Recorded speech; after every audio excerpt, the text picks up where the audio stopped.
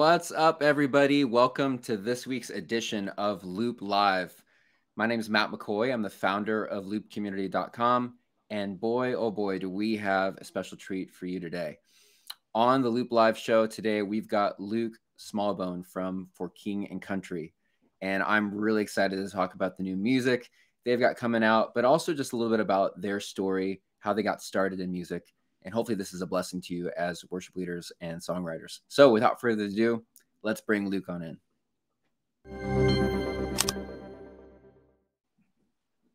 Luke, what's up, my brother? What is going down, man? Thanks for taking a moment to chat with me, man. I appreciate you guys. I'm so thankful that you joined us for this Loop Live. I'm a big fan of your music. A lot of people on Loop Community are big fans of your music. I actually saw you guys play, maybe it was 2 years ago at Willow Creek in Chicago. Yes, yes. The auditorium was slammed. If anybody's ever been to Willow Creek, you just know that it's just like this massive church auditorium that holds like 8,000 people. And I remember it just being packed, and the energy in that room was just so awesome. It was killer. Oh man! Well, thanks for taking the time out of your busy schedule to come hang with us for an evening. Yeah, it's always fun to kind of have peers that are willing to come to a show. So thanks for coming. Yeah, that's cool. It was awesome. So for people who maybe don't know your guys' story, so For King Country, you guys are brothers, right? That's right. Luke? That's right. Brothers from the same mother.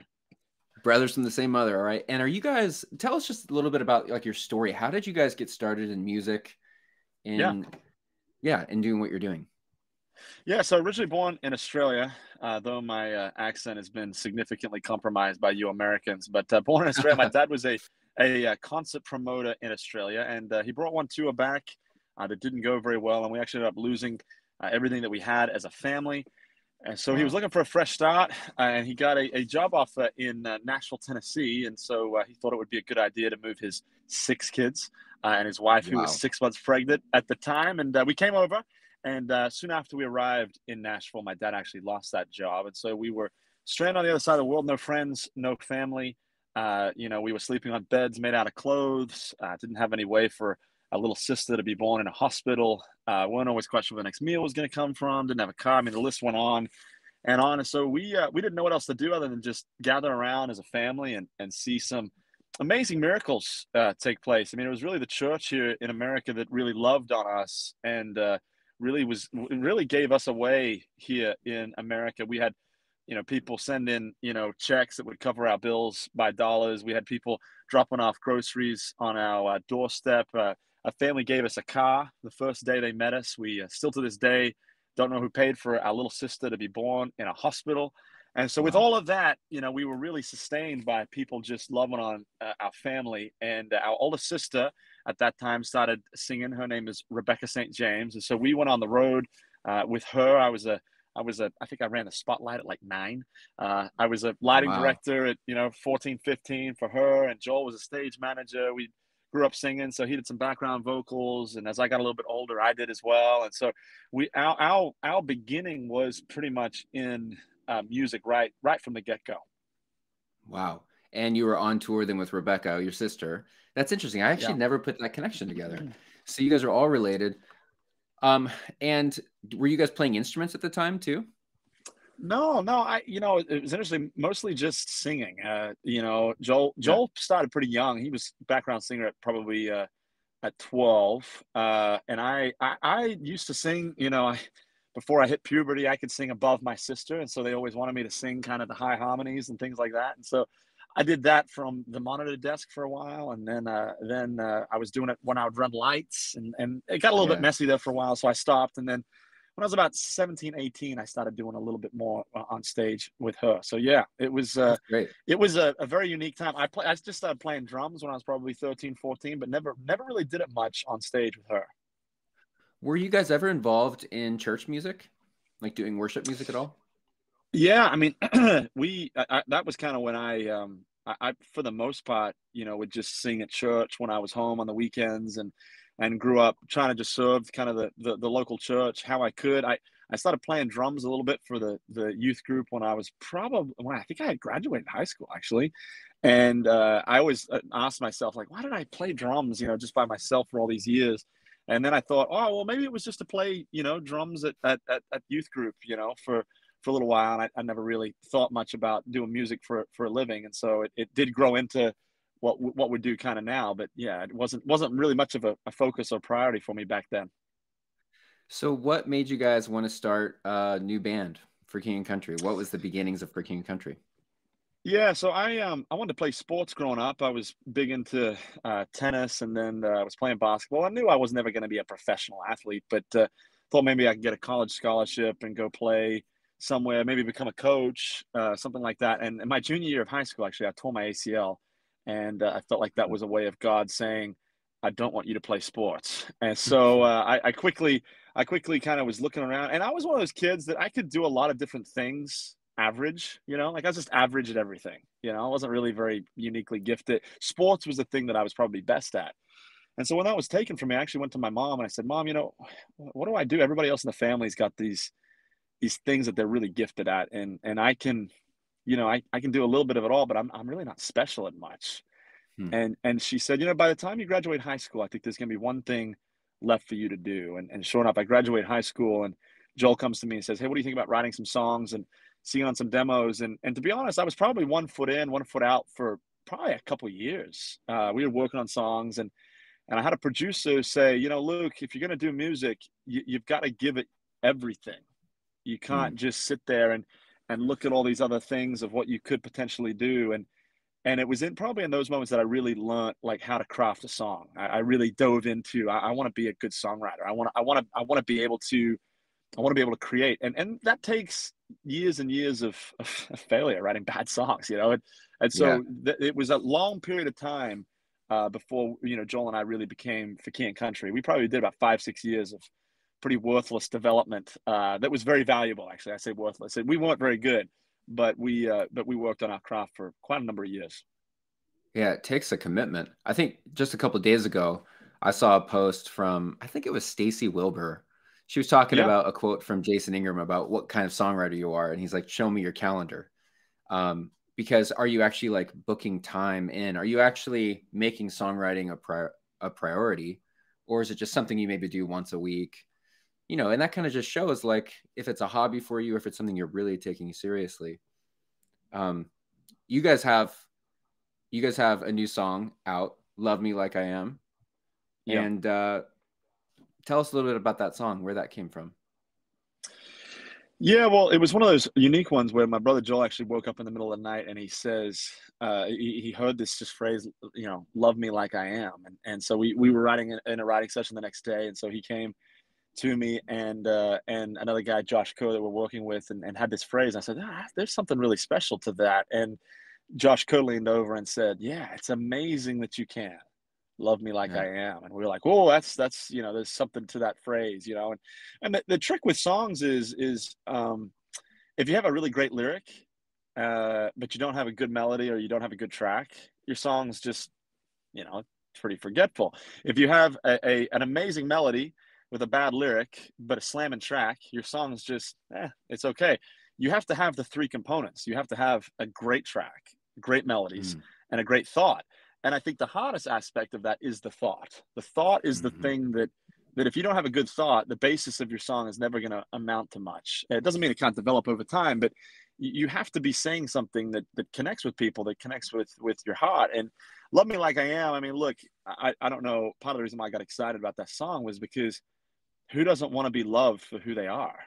I mean, isn't Hmm. that kind of the universal Yeah. struggle with humanity? Is that we're doing all these things to try and prove to ourselves our worth, or prove to another our worth, and I think that's what we all long for. That's the brilliance of the grace of Jesus, is the fact that that's what he does, and that's why it's so Yeah. difficult for us to comprehend, is because we live in a society that says you do have to earn everything, And so I think that I learned really early on, actually, probably in those years of development of writing songs, that if you can write a song that really connects with your heart, with your soul, Hmm. there's there's most likely millions of other people out there in the world just like you, that are looking for the same things. And so that's what we try. That's how we try to write. We try to write songs that really resonate with our heart. and hopefully, other people resonate with it as well. In that, makes us feel a little bit less lonely, because hopefully there's millions of other people out there just like us going through, similar walks of life. So you guys do a lot of collaborating in your writing Yeah. and in your recording. You've done stuff with Dolly Parton, Need to Breathe, tons of other artists. Tell us a little bit about, give me just a couple of tips that you have as far as collaborating with other songwriters. And I bet it was tricky over COVID, even with like maybe doing songwriting over Zoom, or like, do you have any tips for songwriting together with other people? Well, I think that first off, I would say this. I remember when we first started working with co-writing, it was this immediately met with, well, that means I'm not good enough. If I'm working with somebody else, Yeah. that means that I have to rely on somebody else, and I'm not good. So we, Yeah. early on, I think I went into a lot of songwriting sessions with always this feeling that they were so much better than me, and versus what it is now, which is, man, the best idea wins, and you don't really care where it comes from. It's Yeah. the collaborating is to the best that you can. If you're a songwriter, to come into that room with a humble heart, recognizing that today may be the day that you have most of the answers to the song, or very few, but yet your presence and your voice still matter in the room. Mm. I think that, a lot of people get very guarded with their ideas. And to me, if you can't, Joel and I are average talents that just never give up on ideas, and so our Mm. whole thing is it takes us long time to write songs. It's just, that's our method. People that work with this kind of know it. We're not a song a day type of guy, type of Yeah. people. If we end up with, a chorus melody and a decent beat and a track one day, well, usually we're like, oh, we had a good day today. We're very, very slow. But what you realize is people, if you come in with an agenda and you're kind of keeping score, like I came up with this and then I feel good about. Nah, man, it's just about it to the best of your ability. Go into those rooms with a humble heart and just trying to create something that you feel like is honoring the gift that God's given you with Yeah. creativity. And I think inherently you usually will come up with better songs. And the other thing I would say to a lot of young songwriters: write with better songwriters. Write with people that are way better than you. So you don't Yeah. need, because then you'll get better. But if you're the best songwriter in every room that you're in, you're probably actually not going to be writing great songs. How do you Because get those better songwriters to write with you, though? well, I mean, that's a Because great I wonder question. if maybe they would be like, well, I'm not gonna, I'm only gonna write with other really good songwriters. I'm not gonna write with this like random guy. you know, most songwriters still see a talent in somebody else, right? And so the trouble with creativity, I think, as a whole, is, do you actually have a gift or not, right? And a lot of people want to have the gift of XYZ because it looks good, or that's just what they want. But do they actually have the gift? And that's something that people have to confirm in you. But I think most songwriters, artists, painters, they can still see in another what was once in them, even if it's very, very young. Even if it's, Yeah. if in the scheme of a flower, even if it's just budding, they can usually Yeah. see it. And so I think it's being willing to fail. Yeah. It's been, and you're right. I mean, look, you probably will get turned down. Yeah. Like If I ask. you may want to work with that great songwriter, but you know what? If you keep working at your craft and you come Yeah. back a year later and that person sees, man, they've been writing songs for the last year, and that I said Yeah. no to them last time, but I just heard a song that they did and they had a great verse. Chorus wasn't so good, but had a great verse. People Yeah. recognize that as songwriters. People are looking for other people. Songwriters are looking for other songwriters that are budding, that are on, because, you know, you're not, most of the time in music, you go in seasons. You go in seasons of doing really well, and then you Yeah. kind of, sometimes you have to kind of recreate yourself, and you have to come Right. up with fresh ideas. Those fresh ideas don't usually come from, I just gonna come up with fresh ideas.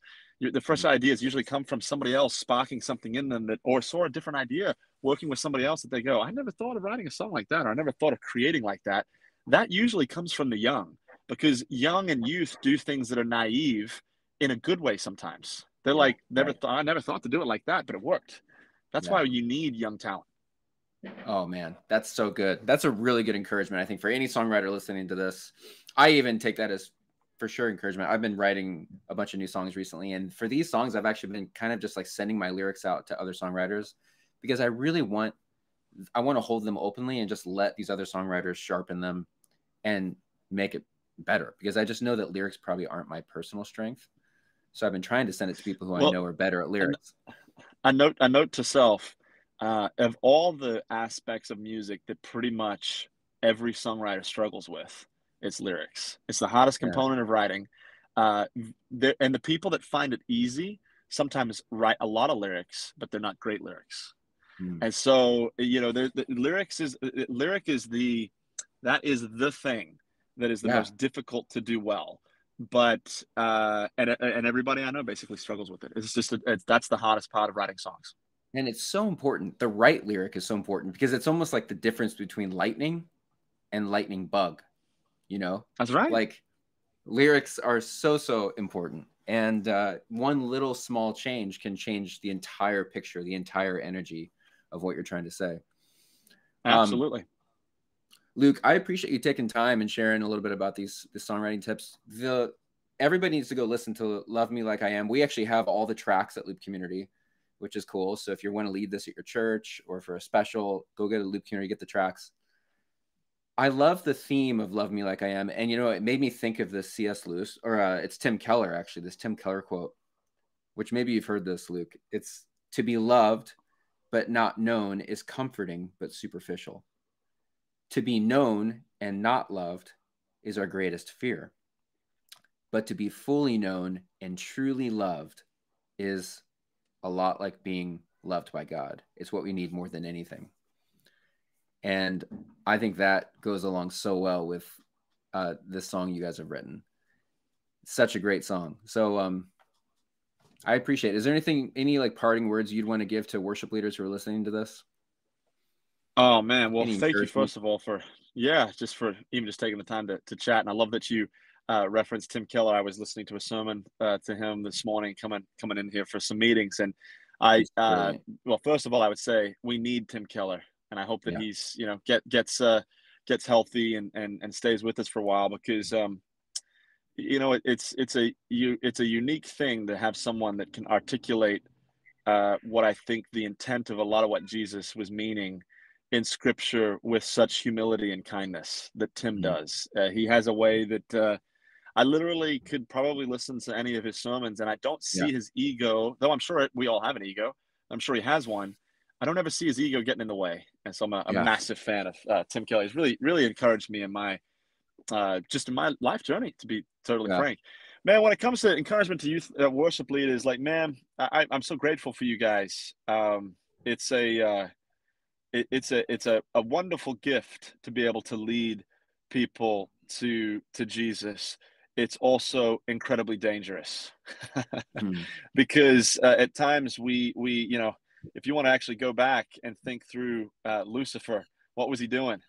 Right. Yeah. He was He leading was people. So leading it's worship. something to Yeah. hold very it's something to hold very, very loosely, in the sense of it's very easy to think through the performance aspect of leading people in worship. Obviously, you want your players to be playing great. You want to have good singers up there. You don't want distractions.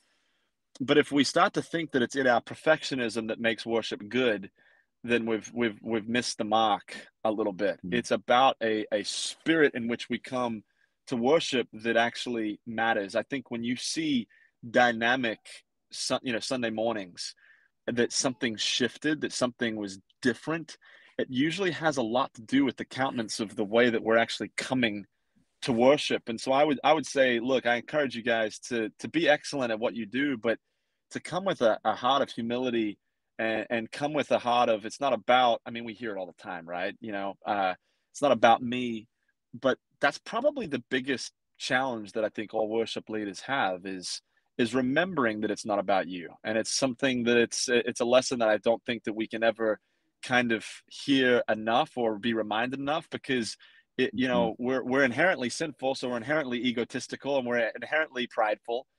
But it's when those things are stripped away that I think you get to experience the goodness of Jesus in unique and different ways. And I would say, my hope is that for all of you out there, you're doing something that is worship is far more powerful than we can ever comprehend. Mhm. You think through life, when you're going through really difficult things. My wife's a great example of this. Is when going through difficult things, she worships, and it changes the trajectory of her day. Well, that's what you guys are entrusted to do for for many others, is to change the trajectory of their week, Mm. of their Sunday, because you're getting out of the way and you're leading people to Jesus. Jesus changes people's lives. And so if you can give that to the people, that may be the greatest privilege of life. Wow, man. Such a good reminder. I appreciate you taking the time to hang out. You're in the car, heading somewhere maybe, but man, So sorry. no, it's awesome. I love it. I appreciate it, man. It was great meeting you too. And hopefully we'll get to Absolutely. connect again one of these days. Would love that. Thanks, Matt. Appreciate you, and Yeah. we'll catch up sometime soon. All the best Thanks, to all man. you worship leaders out there, and keep up the good work. You're a beacon of light in a dark community, and Mm. the darkness has never needed light so much. So keep up the good work, and Yeah, we'll that's right. hopefully our paths will cross sometime soon. That's right. See you soon, man. Bye.